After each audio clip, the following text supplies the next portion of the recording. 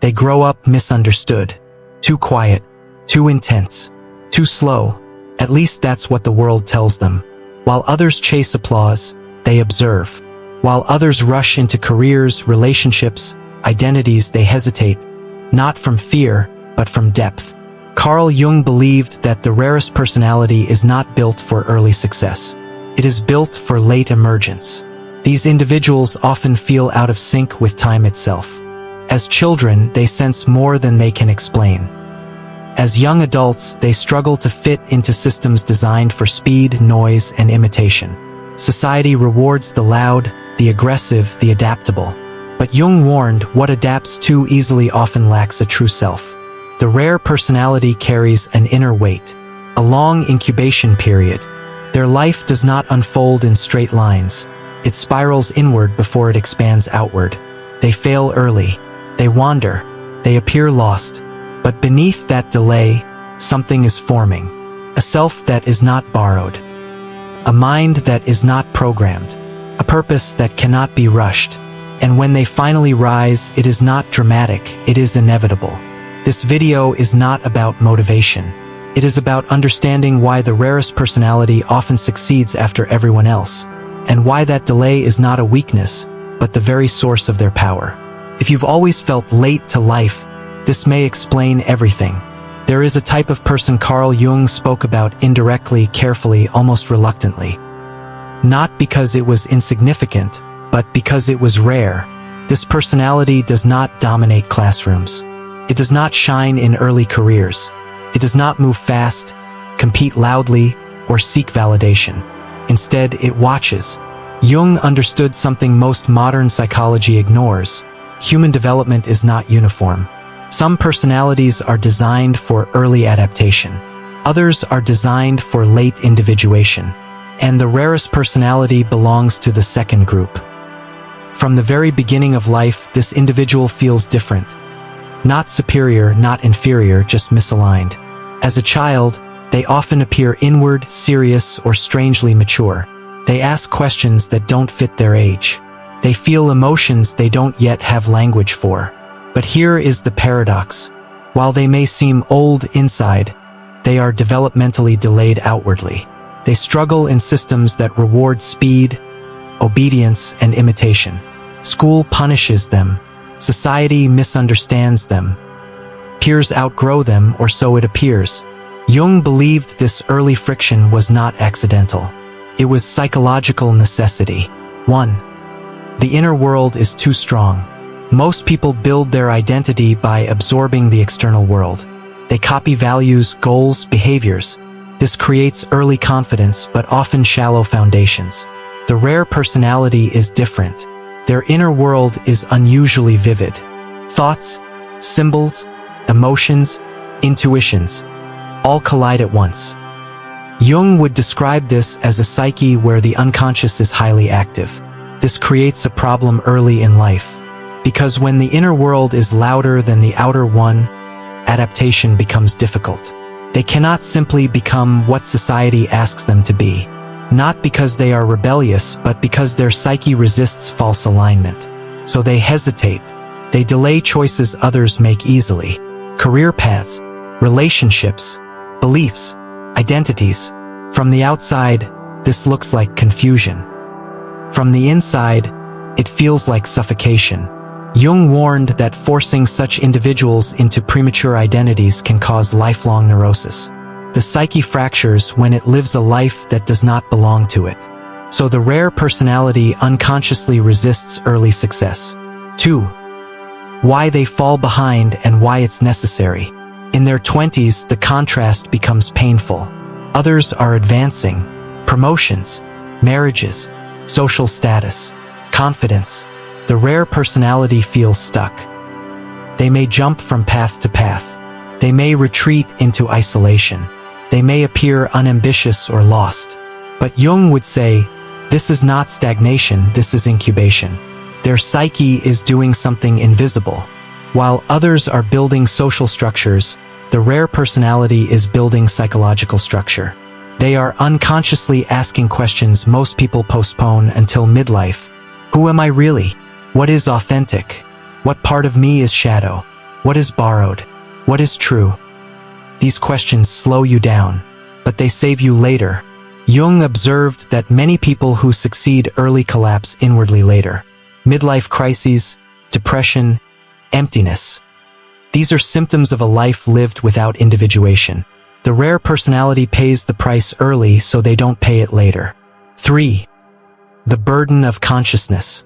One of Jung's most unsettling ideas was this: greater consciousness equals greater suffering.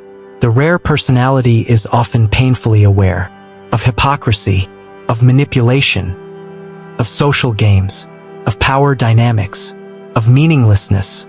They see through illusions others rely on to function. This makes early participation difficult. How do you compete in a game you don't believe in? How do you chase status you don't respect? How do you imitate a life that feels empty? So they withdraw, not always physically but psychologically. This withdrawal is often mistaken for weakness. In reality, it is self-protection. Jung believed the psyche will sabotage external success if it threatens inner integrity. That's why the rare personality often fails when success comes too early. The soul refuses to cooperate. 4. Loneliness as a developmental stage. Loneliness is not an accident for this personality type. It is almost inevitable, because their inner complexity makes shallow connection unsatisfying and deep connection rare. They may feel alien even among friends, invisible in groups, unreachable in intimacy. This loneliness often peaks in the late 20s or early 30s, and this is dangerous. Many rare personalities break here. They numb themselves, they conform, they abandon the self forming inside them. Jung warned that betraying the emerging self creates a lifelong shadow, resentment, bitterness, self-hatred. Those who endure the loneliness without surrendering undergo something crucial: ego dissolution. They stop defining themselves by external validation. They stop chasing timelines that aren't theirs. They begin listening inwardly. This is when the true transformation begins, but it is still invisible. 5. The shadow becomes a teacher. Because they fail early, the rare personality becomes intimate with their shadow. Doubt, envy, anger, fear, inferiority. Most people repress these traits. The rare personality studies them. They analyze their darkness. They question their motives. They wrestle with contradictions. This internal confrontation is exhausting, but it creates depth. Jung believed that only those who integrate their shadow can wield real power later in life. Power without shadow integration becomes tyranny, addiction, or collapse. This is why the rare personality matures slowly but solidly. They don't build on denial. They build on truth. 6. Why society mislabels them. Society has no category for people who bloom late, so it uses insults: lazy, unmotivated, overthinking, wasted potential. But Jung would argue the opposite. These individuals are not lacking direction. They are resisting premature crystallization. They sense, often without words, that choosing too early means choosing falsely. So they wait, and waiting looks like failure until it doesn't. 7. The first signs of emergence. Toward the mid-30s or early 40s, something shifts. Not externally at first, internally. Clarity replaces anxiety. Self-trust replaces comparison. Depth replaces urgency. They stop asking who they should be. They start embodying who they are. And because this self is not borrowed, it is powerful. Their voice becomes calm. Their decisions become precise. Their presence becomes unmistakable. Jung believed this is when the rare personality finally enters life, not as a participant but as a force. But this emergence only happens because of everything that came before. The delays, the failures, the isolation, the suffering. None of it was wasted. It was preparation. Most people live by imitation long before they ever discover themselves. They inherit ambitions, values, and timelines without question. It works at first. Society rewards adaptation. It rewards speed. It rewards obedience disguised as ambition. The rare personality cannot do this for long. By the time they reach their 30s, something fundamental has already changed inside them. While others are exhausting themselves maintaining identities they chose too early, the rare personality begins to feel a strange inner stabilization. Not confidence in the traditional sense, but alignment. This is where Jung's idea of individuation becomes decisive. Individuation is not self-improvement. It is self-recovery. It is the slow removal of everything false. Because the rare personality delayed external commitment, they avoided one of the greatest psychological traps. Building a life on an unexamined ego. Their earlier confusion now becomes an advantage. They are no longer searching outwardly. They are consolidating inwardly. And consolidation creates gravity. People begin to feel them before they understand them. Their words carry weight not because they speak often, but because when they do, nothing is wasted. They are not trying to impress. They are not trying to dominate. They are simply expressing what has already been tested internally for years. Jung believed authority that is not integrated collapses under pressure. Authority that emerges from individuation does not need reinforcement. That is why the rare personality often rises quietly. No hunger for approval. Opportunities start appearing, but they are different from earlier temptations. They are aligned with competence rather than ego, responsibility rather than status, meaning rather than image. This is why these individuals often succeed in fields requiring long-term thinking: leadership, strategy, psychology, philosophy, art, systems building. They see patterns others miss because they have spent years observing rather than competing. While others learned how to win, they learned how things actually work. Another transformation happens here, something subtle but decisive. They stop fearing judgment, not because they become arrogant, but because judgment loses relevance. When your identity is no longer dependent on external approval, criticism cannot destabilize you. Praise cannot intoxicate you. You become psychologically unbribable. Jung considered this state rare and dangerous to rigid systems, because such individuals cannot be controlled by rewards or fear. This is also why they often attract projection. Others sense their autonomy and respond unconsciously, some with admiration, others with hostility. The rare personality becomes a mirror. People project their own unexamined selves onto them. This is where social dynamics reverse.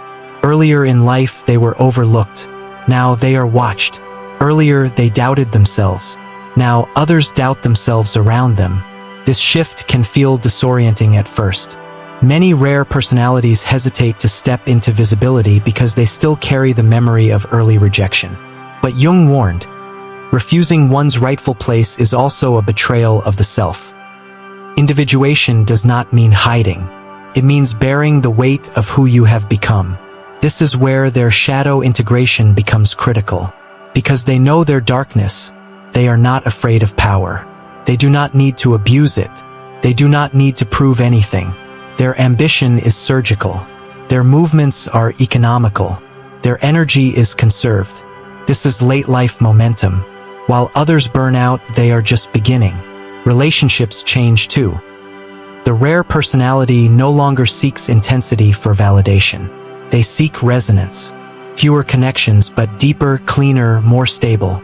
They stop trying to be understood by everyone and start being understood by the right ones. Jung believed this was a sign of psychological maturity. The capacity to endure being misunderstood without becoming bitter. And bitterness is the final test. Many who almost make it fail here. They look back at lost years with resentment. They measure themselves against false timelines and poison their own emergence. Those who succeed do something different. They reinterpret the past. They no longer see delay as failure. They see it as insulation, protection, preparation, and this reframing unlocks energy. They stop dragging the past behind them. They integrate it.